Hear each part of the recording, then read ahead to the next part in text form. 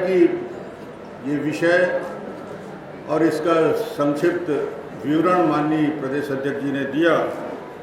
प्रधानमंत्री जी की हमेशा प्राथमिकता रही है गरीब कल्याण, और हर योजना का केंद्र बिंदु गरीब रहा है।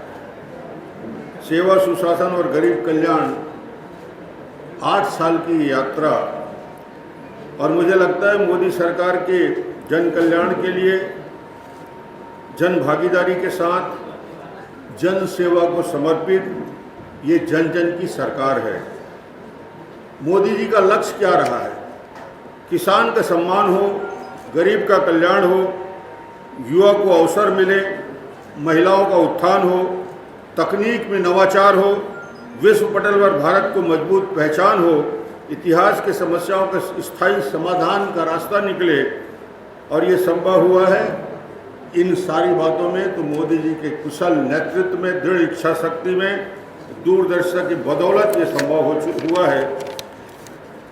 मैं राष्ट्रीय स्तर में मुद्दों के संक्षिप्त वर्णन तो आपको करूंगा ही। इसके पहले मैं बता दूं कि छत्तीसगढ़ में मोदी सरकार के आने के बाद क्या परिवर्तन आया है, क्या उपलब्धि है हमारे छत्तीसगढ़ में, या किसी राज्य को क्या एहसास होता है कि हाँ, केंद्र में यदि मोदी जी की मजबूत सरकार है तो छत्तीसगढ़ को क्या लाभ मिला। वहां से मैं अपनी बात शुरू करना चाहूँगा। मोदी जी लंबे समय तक मुख्यमंत्री रहे, 15 साल की यात्रा मुख्यमंत्री की है, इसलिए वो मुख्यमंत्रियों को दर्द और तकलीफ को समझते हैं, पीड़ा को समझते हैं। मोदी जी समस्याओं के पूरे जानकार हैं। मोदी जी कोई 2.5 साल के फार्मूले में टपकने वाले मुख्यमंत्री नहीं हैं। ये वहाँ के विधायकों के द्वारा सर्वसम्मति से चुने गए मुख्यमंत्री थे, और आज प्रधानमंत्री बने तो सबसे पहला काम प्रधानमंत्री के रूप में जो किसी राज्य की पीड़ा को दूर, जिसके लिए 15 साल मैं चिल्लाता रहा, 12 साल हम लड़ते रहे, मगर 2014 आते आते मोदी जी ने उन योजनाओं का समाधान ढूंढा, और एक झटके में 2014 में केंद्रीय करों में राज्य का जो हिस्सा था, वो राज्य का हिस्सा बढ़ा के 32% हमको मिलता था केंद्रीय करों में राज्य का हिस्सा अलग अलग राज्यों, उसको सीधा मोदी जी ने एक किस्त में, एक पुस्त में 42% कर दिया, 32 से 42%। किसी को मांगने की जरूरत नहीं पड़ा, किसी को रिकमेंडेशन की जरूरत नहीं थी, वो खुद जानते थे। इसलिए वो 42% योगदान छत्तीसगढ़ को भी मिला, पूरे देश को मिला। ये उपलब्धि सबसे बड़ी उपलब्धि किसी राज्य के लिए। राज्यों को बजट कितना मिलता है उसकी तुलना यदि हम करें तो छत्तीसगढ़ में केवल इस बजट में पिछले वर्ष की तुलना में 8 करोड़ ज़्यादा मिले। 8 करोड़ की राशि हमको, 8,000 करोड़ की राशि हमको ज़्यादा मिले। कांग्रेस के नेतागण सिर्फ एक ही बात हल्ला करते रहते हैं, जीएसटी कंफ्यूज होते हैं। और इनके प्रधानमंत्री जी, इनके राहुल गांधी जी तो कंफ्यूज हैं, भारत राष्ट्र है कि नहीं है इस बात को लेकर उनके मन में शंका रहता है। मगर जीएसटी के लिए कोई बोलता है 8,000 करोड़ का मिला, कोई बोलता है 32,000 करोड़ का मिला, कोई बोलता है 55,000 करोड़। अरे भाई, जीएसटी का स्टेट सीधा फार्मूला है।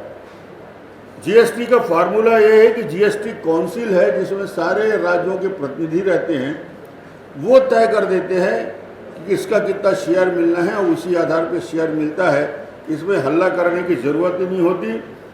केंद्र सरकार कितनी उदारता के साथ राज्यों को भरपूर राशि देती है, उसका उदाहरण यह है कि नितिन गडकरी जी आए, केंद्रीय मंत्री जी आए यहाँ पे।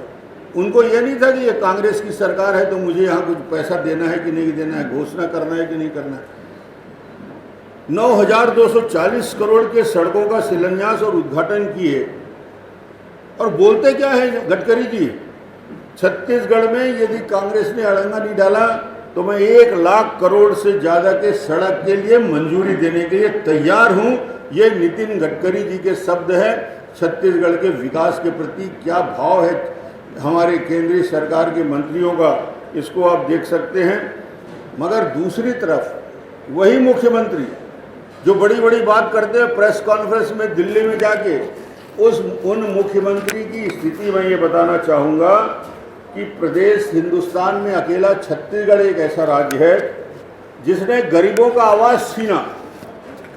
गरीबों के लिए 2,30,00,000 से ज़्यादा आवास का निर्माण चल रहा है पूरे देश में।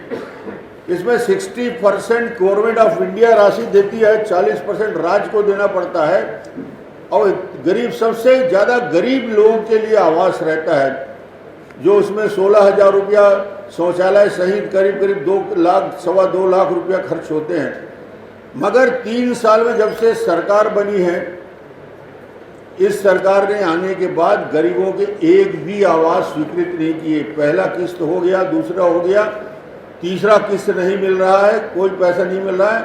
और पूरे के पूरे जो 16-17 लाख जो आवास स्वीकृत हुए थे वो पूरे के पूरे रिजेक्ट कर दिए गए, इन लोगों ने अस्वीकार कर दिया। तो सबसे बड़ा नुकसान छत्तीसगढ़ में इस सरकार के बनने के बाद यदि कोई हुआ है तो गरीबों का आवास छीनने का काम हुआ है। दूसरी योजना, सबके लिए जल देने की योजना, इतना बड़ा मिशन चल रहा है स्वच्छ पानी देने के लिए। और जो कवरेज था, कवरेज को 17% से बढ़ा के 52% तक करने का लक्ष्य रखा गया और हो रहा है। मगर छत्तीसगढ़ में ये 3300 करोड़ आने के बाद बंदर बाट शुरू हो गया और बंदर बाट की स्थिति ये हुई कि सारी की सारी योजना जहाँ सबको शुद्ध पेयजल देना था वो पूरी खटाई में पड़ गई। तीसरी योजना जिसमें छत्तीसगढ़ का नुकसान हुआ है वो आयुष्मान भारत योजना में, इस योजना को जिसमें 5 लाख तक के गरीबों के लिए इलाज की योजना थी, इस योजना को भी छत्तीसगढ़ सरकार ने पूरी तरीके से, आज लाखों लोगों को 5 लाख रुपया तक के व्यवस्था बनती वो किया जाता। मुझे लगता है ये सरकार आयुष्मान भारत को लागू करने में भी असफल रही है।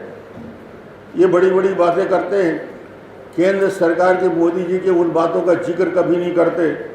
आज यदि किसानों के लिए कोई हितैषी सरकार है तो मोदी जी की सरकार है। यूरिया पे प्रति बोरा 2,000 रुपया, यूरिया पे प्रति बोरा 3,000 रुपये की सब्सिडी, DAP पे प्रति बोरा 2,000 रुपये की सब्सिडी, ये केंद्र सरकार दे रही है सब्सिडी, ताकि किसानों के उनके लागत मूल्य में कमी हो सके। इसके लिए मोदी जी लगातार 3 लाख करोड़, आप कल्पना करते हैं 3 लाख करोड़ की subsidy government of India in 2 चीज़ों में दे रही है। बहुत सारी योजनाएं राज्य सरकार की मंजूरी जो इस बजट में हुई है। दुर्ग बिलासपुर के बीच 160 किलोमीटर की रफ्तार से ट्रेन चलने की तैयारी, 160 किलोमीटर की रफ्तार से चलेगा। इसके लिए दोनों तरफ बैरिकेडिंग की योजना, इसके लिए नई 17 रेलवे के लाइन के लिए मंजूरी दी गई।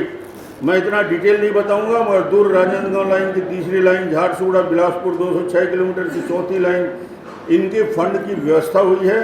नए लाइन का विस्तार और सर्वे भटगांव, प्रतापपुर, वाड्रफनगर, तिल्दा, पलारी, बलौदा बाजार, कसडोल, सरसीवा, बरगढ़, साजा, भाटापारा, बीजापुर, किरंदुल, अंबिकापुर, गढ़वा, नारायणपुर, दंतेवाड़ा, बीजापुर, ऐसे बहुत सारे रेलवे के लिए लगातार और नई 17 परियोजना में स्वीकृति दी गई है। ये 17 परियोजना के स्वीकृति होने के बाद हमारे यहाँ की कनेक्टिविटी पूरी तरीके से और बेहतर होगा। ये केंद्र सरकार की योजना का लाभ मिलेगा। भारत माला एक्सप्रेस रायपुर से विशाखापट्टनम, इसके लिए भी सैद्धांतिक स्वीकृति मंजूरी मिल गई है। नागपुर से झारसुगुड़ा रेलवे लाइन की चौथी लाइन, इस प्रकार बहुत सारी योजना। और किसानों को छत्तीसगढ़ के किसान समृद्धि में 1800 करोड़ की राशि भी उपलब्ध कराई गई है। मुझे लगता है कि ये 8 साल की यात्रा और 8 वर्ष में 8 साल के पहले जो आम मानस बना हुआ था जनता का कि इस देश का कुछ नहीं हो सकता, आम आदमी बोलता रहा है कि भैया इस देश में कुछ नहीं हो सकता बेहतर। ये कांग्रेस के शासनकाल में ये कल्पना और सोच थी 2014 तक। आज आम जनमानस के सोच में परिवर्तन आया है और ये धारणा बनी है कि मोदी है तो मुमकिन है, और 8 साल में देश को बदलने की यात्रा चल रही है। पहले जो सोच बनी हुई थी कांग्रेस के शासनकाल में, कांग्रेस सरकार जनता से कहती थी हुआ सो हुआ। अब मोदी जी के आने के बाद जो कहते हैं जो कभी नहीं हुआ अब हो रहा है, ये मोदी जी की बात 8 वर्षों में भारतीय जनता पार्टी की सरकार, एनडीए की सरकार जातिवाद, परिवारवाद, भ्रष्टाचार, तुष्टीकरण से दंश और ग्रसित देश के लिए एक ऐसी सरकार लाया है जो सर्वस्पर्शी, सर्वसमावेशी और विकास का वाद के रास्ते पे चलने वाली सरकार है। वंशवाद और जातिवाद के खिलाफ मोदी जी ने पूरे देश में इस बात को कहा है कि पूरे देश को यदि बर्बाद किया है तो वंशवाद ने बर्बाद किया है, और ये देश ने देखा भी है। आज ये सरकार गरीब, पिछड़े, दलित, आदिवासी, महिला और युवकों के लिए समर्पित ये सरकार है। क्या परिवर्तन आया है इस 8 साल में? क्या लगता है? इस 8 साल में परिवर्तन आया है कि भारत का आत्मविश्वास बढ़ा है।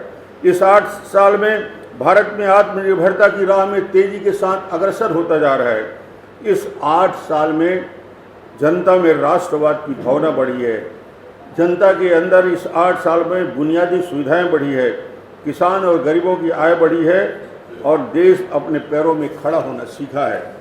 मोदी जी का मूल मंत्र क्या है, जिसकी जो आज उनके प्रमुख लाइन है भारत में? आज मोदी जी के नेतृत्व में उनका जो मंत्र है, सबका साथ, सबका विकास, सबका विश्वास और सबका प्रयास। हमारे मूल बिंदु क्या है जिस पे हम काम कर रहे हैं? अंत्योदय और गरीब कल्याण सरकार की प्रमुख योजनाओं में सेवा ही संगठन, राष्ट्र सर्वोपरि, और उसके साथ ही साथ गरीब, किसान, दलित, पीड़ित, शोषित, वंचित वर्ग और महिला और किसानों का विकास, इस विषय को लेकर चल रहे हैं। तुलनात्मक अध्ययन जब करते हैं, आप भी जब एक सिलसिले से देखते हैं कि 2014 के पहले और आज की स्थिति में 8 साल में बेसिक इंडिकेटर्स में क्या परिवर्तन आया है, क्या परिवर्तन आया है, इसके तुलना यदि आप करेंगे, छोटी छोटी आंकड़े मैं आपको दूंगा जिसको आपको बहुत आसानी से मैं बता पाऊंगा। पिछले 8 वर्षों में सरकार की नीतियों का असर हुआ है कि गरीबी 22% से घट के 10% से नीचे आ गई। कोरोना संकट के बावजूद अत्यंत गरीबी की दर 1% से 0.1% में आकर स्थिर हो गई। 8 वर्षों में क्या परिवर्तन आया? देश में प्रति व्यक्ति आय दुगनी हुई। 2014 में 79,000 से बढ़ के 1,50,000 रुपये प्रति व्यक्ति आय हुई। क्या फर्क पड़ा है देश में? विदेशी मुद्रा भंडार में 2014 में 300 अरब डॉलर था, वो बढ़ के 600 अरब डॉलर हो चुका है। दुगनी वृद्धि हुई है इन वर्षों में। आज़ादी के 70 साल में स्कूल एजुकेशन के लिए बड़ी बड़ी बात होती है। आज छत्तीसगढ़ तो स्कूल एजुकेशन के क्षेत्र में, शिक्षा के क्षेत्र में 30वें नंबर में आगे टपक गया है।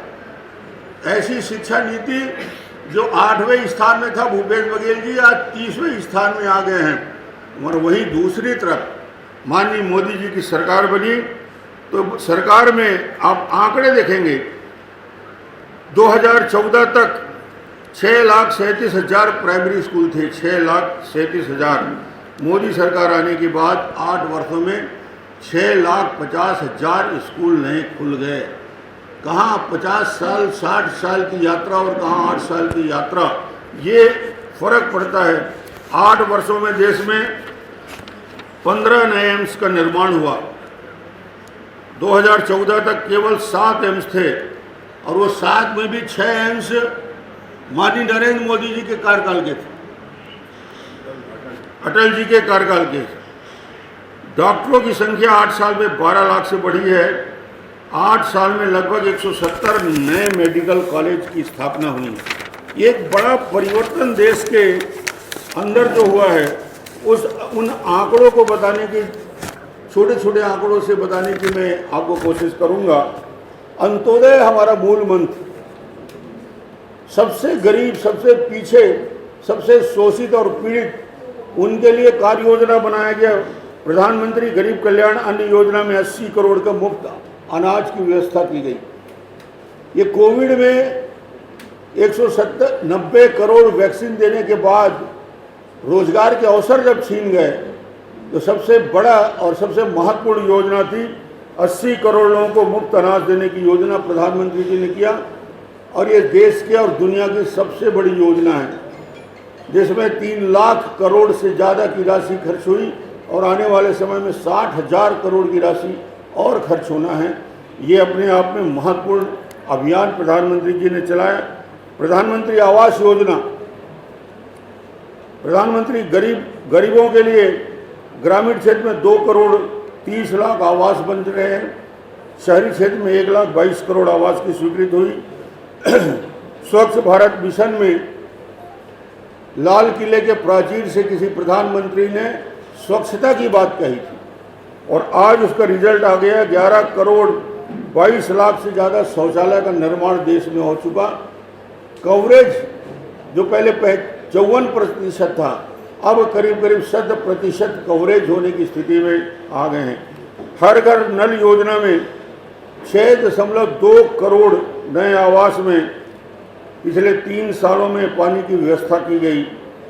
प्रधानमंत्री स्वनिधि योजना में 29 लाख रेहड़ी पटरी वालों के लिए ऋण वितरण का व्यवस्था किया गया। आयुष्मान भारत योजना 3.2 करोड़ लोगों के लिए, जिसमें 50 करोड़ लोगों का कवरेज होता है। 5 लाख तक का मुफ्त इलाज की योजना। 18 करोड़ से अधिक आयुष्मान कार्ड बने हुए हैं। विश्व पटल के सबसे बड़ा टीकाकरण अभियान चलाया। प्रत्येक जिले में एक मेडिकल कॉलेज खोलने का एक बड़ा लक्ष्य रखा गया है और प्रत्येक ब्लॉक में हेल्थ और वेलनेस सेंटर खोलने की व्यवस्था इस सरकार में हो रही है, जो काफ़ी हद तक चल रहा है।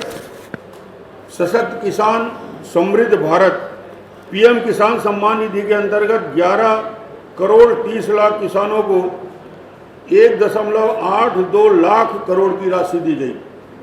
ये है किसानों के लिए योजना, जिसमें 1,82,000 करोड़ रुपया की राशि अभी तक किसानों को दी गई। एक दिन पहले प्रधानमंत्री जी ने एक किस्त जारी की। प्रधानमंत्री फसल बीमा में 37 करोड़ आवेदन का बीमा किया गया। 3 करोड़ से अधिक किसान क्रेडिट कार्ड आवेदकों को 3.4 लाख करोड़ की राशि दी गई। 32 लाख सॉयल हेल्थ कार्ड किया गया।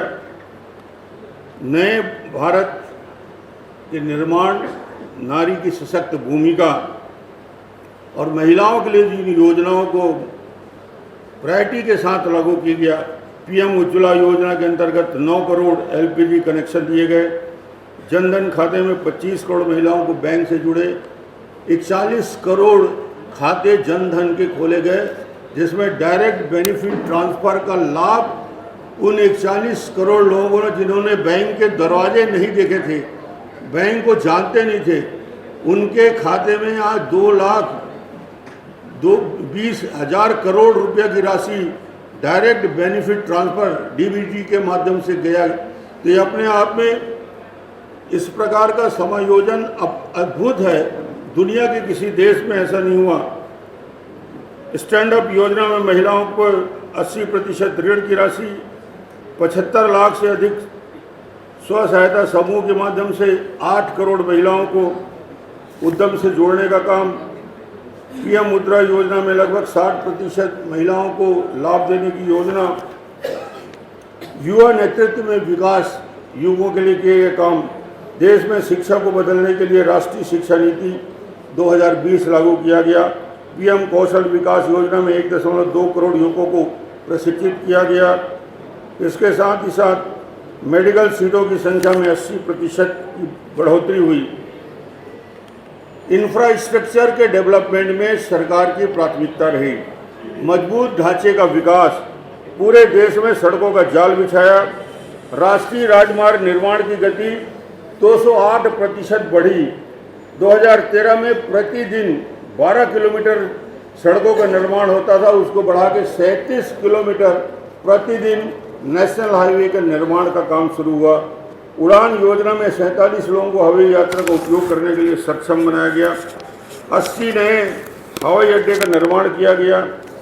27 शहरों में 63 किलोमीटर प्रति वर्ष की गति से मेट्रो रेल का निर्माण का काम किया गया। अर्थव्यवस्था में क्या वृद्धि हुई? 8 साल में इस देश की इकोनॉमी के बारे में बहुत सारी बातें आती है, मगर 8.2% विकास दर से दुनिया में सबसे तेजी से बढ़ने वाली अर्थव्यवस्था भारत की है। भारत में प्रत्यक्ष पूंजी निवेश 83.57 अरब डॉलर के रूप में आया। पीएम मुद्रा योजना और जीएसटी की में रिकॉर्ड कलेक्शन हुआ। 5 लाख तक के सालाना आय वालों को आयकर से मुक्ति दी गई। 132 करोड़ लोगों को नागरिक आधार कार्ड दिया गया। और उसके साथ ही साथ जिन महत्वपूर्ण योजना के बारे में देश जिसकी प्रतीक्षा वर्षों से कर रहा था, मुझे लगता है वो भारतीय जनता पार्टी या जनसंघ के स्थापना के साथ जिन कल्पना को, जिस सोच को हमने जनसंघ के स्थापना के साथ जो बड़े संकल्प लिए थे, वो बड़े संकल्प को पूरा करने का काम माननीय नरेंद्र मोदी जी ने किया, जिसके लिए डॉक्टर श्यामा प्रसाद मुखर्जी की शहादत हुई। और जो पहला जनसंघ के अधिवेशन में संकल्प हुए थे, आज राम मंदिर के निर्माण का काम करोड़ों करोड़ों लोगों की आस्था का प्रतीक है। काशी विश्वनाथ धाम, केदार धाम का नवीनीकरण का काम, अनुच्छेद 370 को हटाने, जम्मू कश्मीर को भारत का एकीकरण के लिए एक बड़ा प्रयास जो हुआ है, जो आज देश एक देश के रूप में अपनी प्रतिष्ठा बढ़ा रहा है। ट्रिपल तलाक की प्रथा का अंत किया गया और उसके साथ ही साथ भारतीय जनता पार्टी की सरकार बनने के बाद जो परिवर्तन देश की राजनीति में आए हैं, उसका छोटा सा मैं एक उदाहरण आपको देना चाहता हूं कि कांग्रेस की क्या स्थिति है और हम आज कहां खड़े हैं। ये जो बड़ी बड़ी बात करते हैं, केंद्र में कांग्रेस का सूरज लगातार अस्त हो रहा है। 8 सालों में जितने चुनाव इस देश में हुए, 50 विधानसभा के अलग अलग राज्यों में चुनाव हुए, 41 में कांग्रेस की मात हुई। आप यदि पूरा रिकॉर्ड देखेंगे 2014 के बाद, तो आपको लगेगा कि प्रधानमंत्री नरेंद्र मोदी जी के आने के बाद कांग्रेस उन राज्यों से उनका सफाया हो रहा है जहां उनका अस्तित्व था। उत्तर प्रदेश, उत्तराखंड, गोवा, मणिपुर, पंजाब, इनको मिलाकर 680 विधानसभा सीटों में चुनाव हुए। 608 में से 56 सीटों में कांग्रेस जीती, उत्तर प्रदेश में 2 सीट पे जीती।